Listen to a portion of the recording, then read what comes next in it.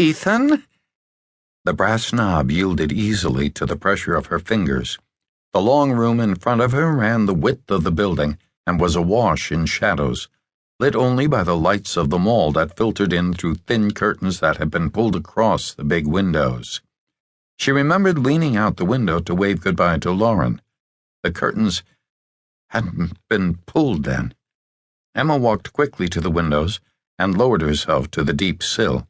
She pulled her knees to her chest and gazed down at the crowd, soothed by the presence of dozens of pedestrians strolling below.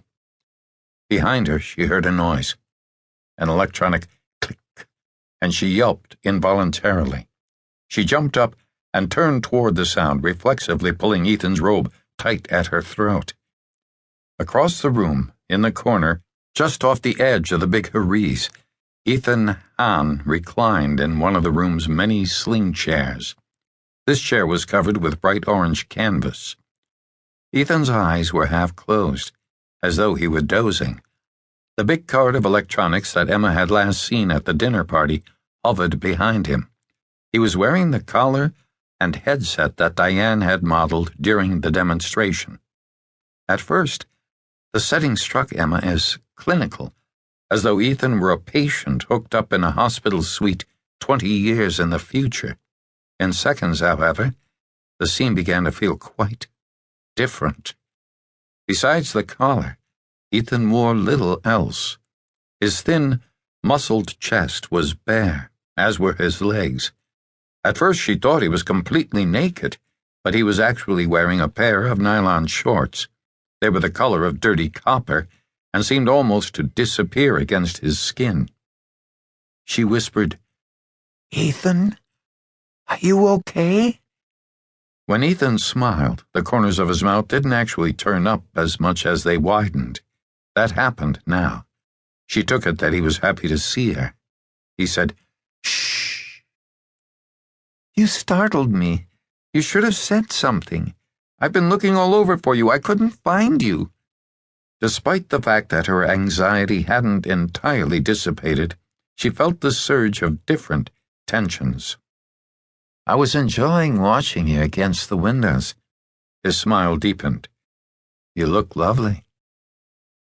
"Thank you," she said. "What are you doing with that equipment? Is someone coming over again?" God, she hoped not. Not tonight. She wasn't up for it. The monitor on the cart caught her eye. She realized that the animated figure floating in a lazy S shape in the middle of the screen was Ethan. Both Ethan and his cartoon-like image were perfectly still.